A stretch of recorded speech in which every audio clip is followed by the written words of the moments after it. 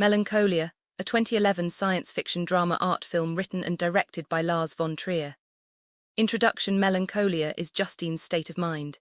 It is like she is telling the world that the world is going to end by divine intervention, because she has been into atheism for a long time, but now it is time for her to recognize that the real truth is different from atheism. It is as if she has discovered that understanding the real meaning of transcendence requires being agnostic. It is like being agnostic is what is necessary to receive, from the proper source, the meaning of real transcendentalism. She always thought that Christianity was a false belief. It's like she's having the state of mind that someone who's been down and depressed for a long time has to have, because of denying transcendentalism, and later not being able to maintain that denial. Her atheism is gone now, and now that she has seen the real meaning, it is time for the world to end. She perceives that the world is sick, a lot about nothing but false beliefs. The end is received by her as something that cannot be misunderstood after all. She accepts it in a pleasant way because now she believes in transcendentalism and does not have that fear that atheists have, to die. The ones who hold false beliefs about the real truth of transcendentalism are the ones who will not face it in a pleasant way. Those are the ones who are wrong in this world. It is like that, and that is the way it should be for us. Some believe in God and in the afterlife, but that God and that afterlife are not what the false beliefs say they are. It is as if Justine, the protagonist of this film, is having a terrible way of denying herself, because the world seems to her a place where terrible things happen. She is forced to have a vision about all of it. The world is a place she does not like, because she has such a strong notion about it that brings her down. She turns out to be the one who will stay depressed, because expectations are placed on her that she cannot adequately cope with. She is having the terrible idea of getting married, but that does not bring relief. She has only negative ideas about something that burdens her with responsibilities. She has that melancholy that breaks her inside. It is as if she is in love deeply, but the world seems empty of any belief that is adequate. She is having that atheistic vision, and all beliefs of this world seem false to her. When she feels herself inside those beliefs, it means a breakdown. Any belief she follows makes her sick. She finally reacts by finding that the real belief exists, and it is not the same as any existing belief. It is a belief that comes from agnosticism. From agnosticism, she finally receives the real truth. Having a fixed set of beliefs means denying what it is to receive the real meaning of transcendence. Now she has time to check what the real meaning is. The way to achieve what must be achieved is to be open, to feel with the senses, and to feel from the proper position. She is sick because she has a need to believe, but she is not the type of person who believes in anything. She needs to believe in a true belief.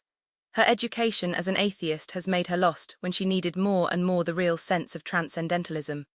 As she needs an answer, she feels more broken because of her upbringing.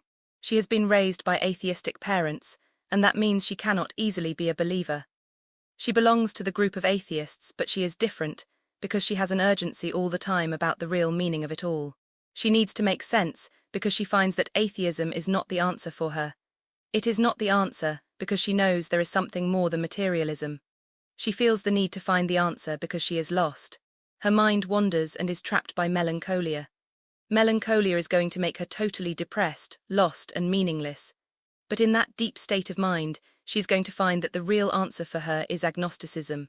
Once she leaves the fixed position of atheism and the fixed position of false beliefs, she is going to find that the answer comes to her. It is like being an open book where the answer is written. She will open her mind to the answer. The depression will vanish as soon as her wandering mind is freed from not accepting transcendentalism, and from wasting time denying false beliefs she never considered acceptable. As soon as she opens her mind to be revealed the truth, she will feel courageous again. Atheism will be nothing but despicable, and other false beliefs will be nothing but blindness. She is now ready to find, ready to receive, ready to believe in the unknown. She will feel that transcendentalism exists in a way that will make her a believer. She will have faith in something unknown to her, but that will ensure she is never again without faith.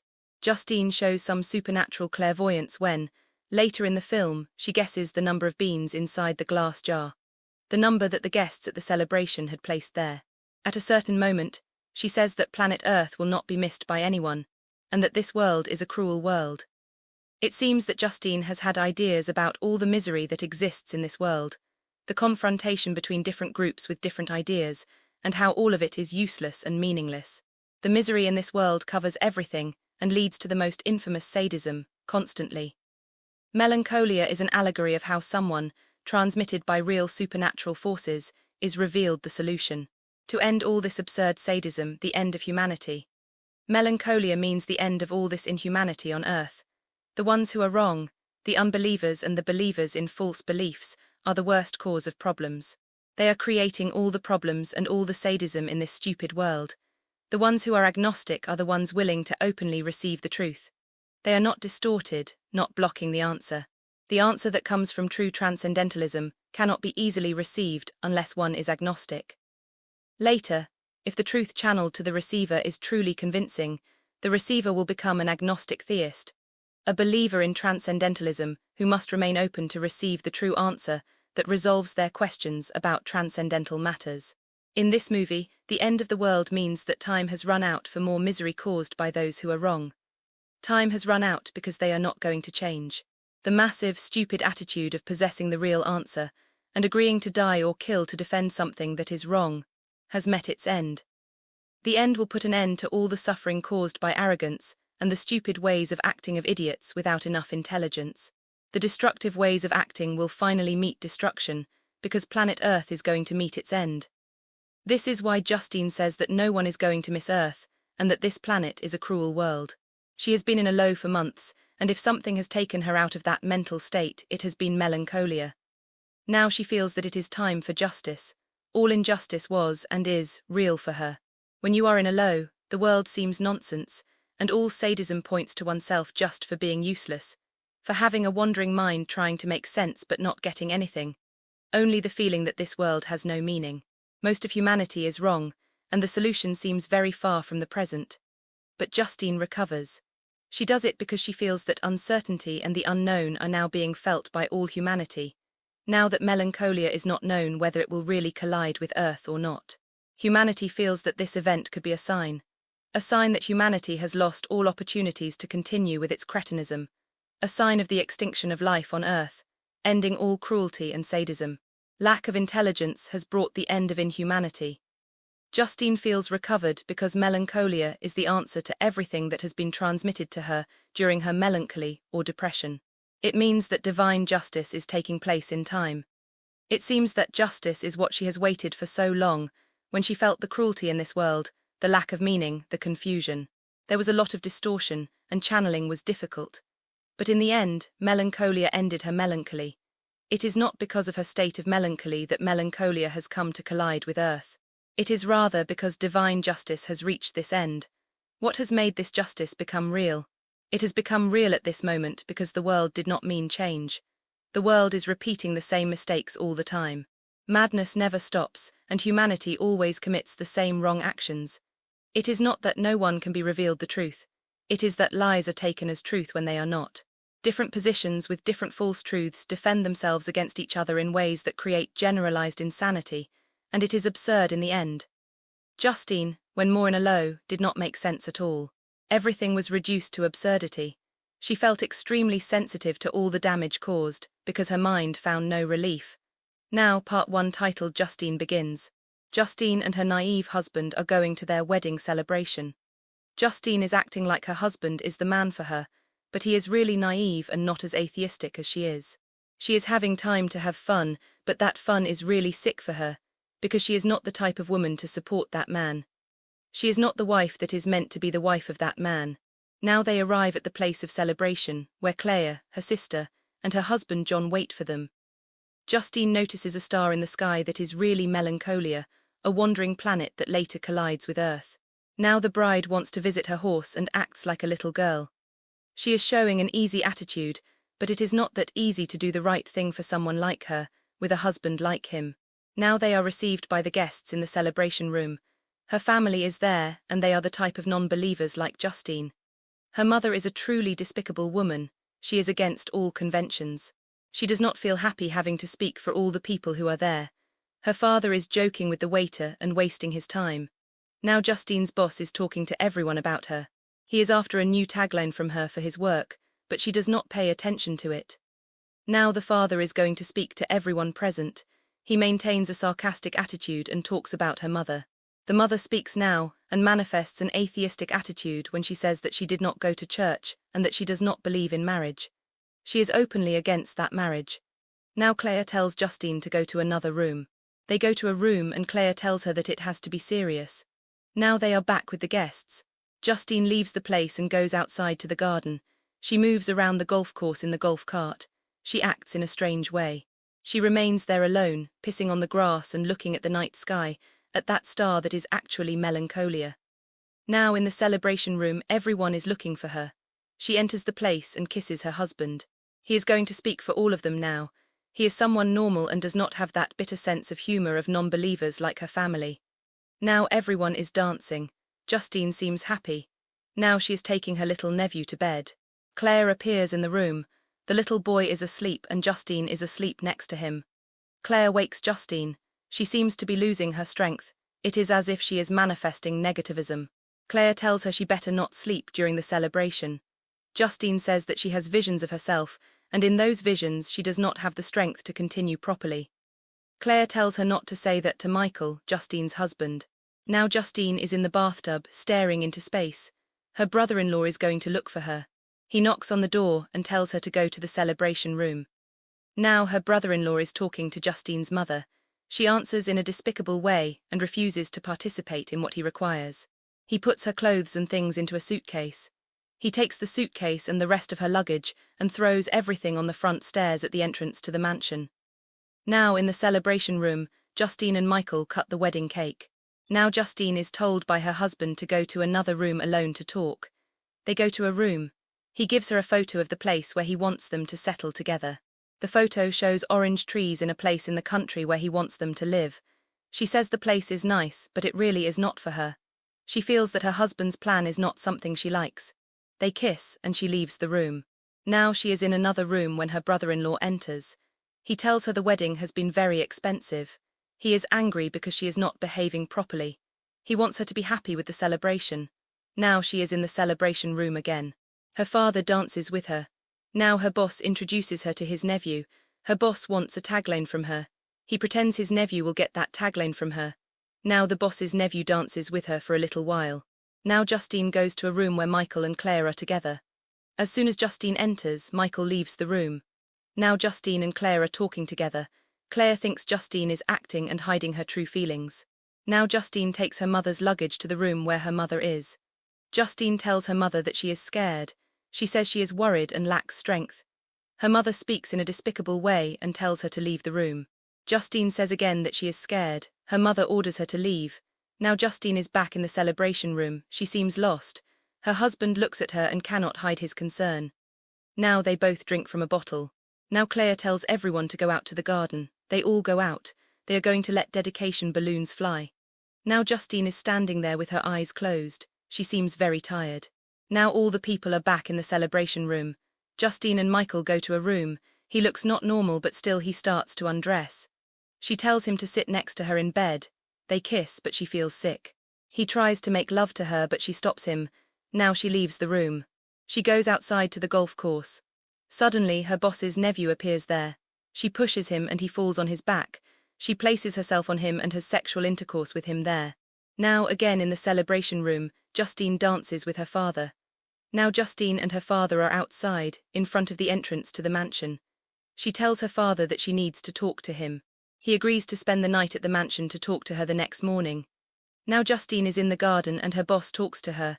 They talk, and again the boss brings up the tagline he expects from her. She gets angry with her boss. She tells him she hates him. She resigns from her job and leaves. Now Justine finds Michael. He tells her to leave the mansion. She nods. He tells her that everything could have been different for them. He kisses her on the forehead and leaves. She remains there. Their relationship is over. Now Claire is there and tells Justine that sometimes she hates her a lot. Now her boss's nephew talks to her about becoming a couple. She tells him it's not a good idea. Now Justine is inside the mansion. She's looking for her father, but in his room she finds a note that says he has left the place. The next morning, Justine and Claire go horseback riding together. Justine says that she has at least tried. They ride in the surroundings of the mansion. Now Justine's horse does not want to cross a bridge. Justine looks at the sky and cannot see the star she saw the night before. Now part 2 starts. It is titled Claire. In the mansion, John, Claire and their little son are together. Justine is talking on the other end of the phone. They try to get Justine into a taxi to take her to the mansion. Now they talk about Melancholia, the wandering planet. Now everyone knows about that planet, which they say will pass close to planet Earth. John tries to convince Claire that the planet will not collide with Earth. Now they are at the entrance of the mansion when the taxi arrives. Justine gets out of the taxi to enter the mansion. She seems very sick and without any strength. They take her to a bed. Later, Claire wakes Justine and makes her take a bath. Justine has no energy to move herself. Claire takes Justine to where the others are. They eat all together when suddenly Justine breaks down crying. She deals with being sick and depressed. They take her to bed again. Now she is in bed, and her little nephew goes there and shows her pictures of Melancholia on his laptop. Claire goes there too. The little kid is leaving, and Justine says the planet doesn't scare her. The next morning the two sisters are in the garden. Suddenly it starts to snow while the sun shines. Justine feels happy about it. Later they are eating something. Justine seems to have regained her appetite. Now she is with her horse and Claire gets there too. They are going to ride together again. They are riding now, and again Justine's horse refuses to cross the bridge. Justine whips the horse savagely, hurting her. Now she looks at the sky and sees Melancholia. Back at the mansion, Claire is at the window looking at Melancholia and seems worried. Now at night, Justine's horse makes noise. Claire goes to him and calms him down. Now she is outside when Justine goes outside. Claire sees Justine walking along the garden and goes after her. Suddenly, Claire sees that Justine is lying on the ground naked, looking at Melancholia in the sky. Justine does not know that Claire is watching her. Now, in the morning the next day, they are all outside the mansion. The little kid has invented a contraption to check if Melancholia is approaching. In a short time, Melancholia will pass near planet Earth. Now it is later, and it is getting dark. Claire looks at the planet through her husband's telescope. She goes inside and searches the web about Melancholia. She finds information saying Melancholia is going to collide with Earth. Claire is really worried and fearful. Her husband still believes that Melancholia will not collide with Earth. Now the next morning, Claire is keeping a bottle of tablets in a drawer. Her husband watches her do it. Later, Justine and Claire are together. That next night, Melancholia will pass near planet Earth. Claire seems distressed, and Justine says that no one will miss the Earth. Justine says the Earth is a cruel place. She says that she knows things. Justine pretends to let Claire know that she is clairvoyant.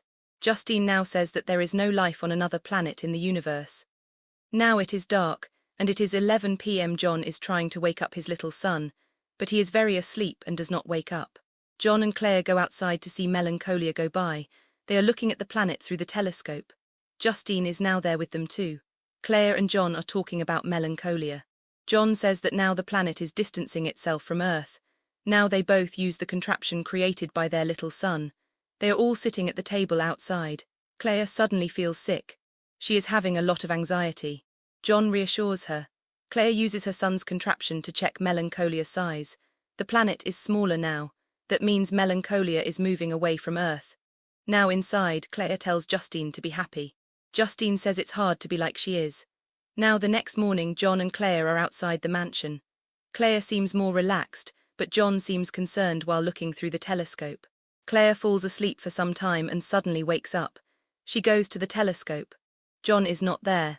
She uses her son's contraption to check the size of Melancholia. She uses it to check if it is approaching or moving away. Suddenly she realizes that Melancholia is approaching. She looks for John.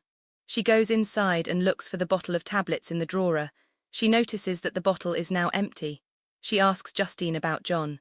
Justine says that the horse has calmed down. Claire goes to where the horses are.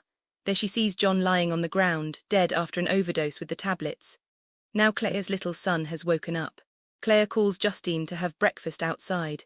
Claire says that John has gone to the nearest town. Now Claire uses her son's contraption to check the size of Melancholia again. Now she is crying. She takes her little son with her and tries to take him to a car. The car does not start. She tries another car and the same thing happens.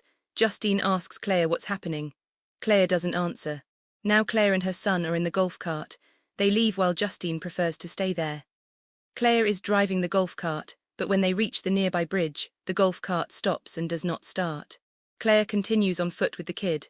Suddenly it starts to rain hail. Now they sit on the grass. Claire is sick and walks with her son in her arms toward the mansion. There Justine is sitting on a wall. The three enter the interior of the mansion. Claire takes the child to his bed.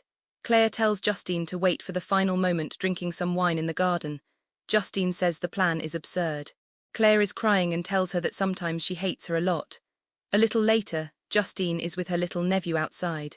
The kid is scared and says that his father said there would be no place to hide from what is going to happen soon. Now Justine tells him that they can build a magic cave where they can be protected. They go together in search of sticks to build it. Now the magic cave is built. Justine, Claire and the kid are placed inside it. The end is near now. Claire is very scared and cries. Justine tells the kid to close his eyes. The three of them hold hands. They are there together, waiting for the end of all this. And the end comes when Melancholia finally collides with planet Earth. It is the omnicide and total destruction of planet Earth, and with it, the end of all humanity and inhumanity.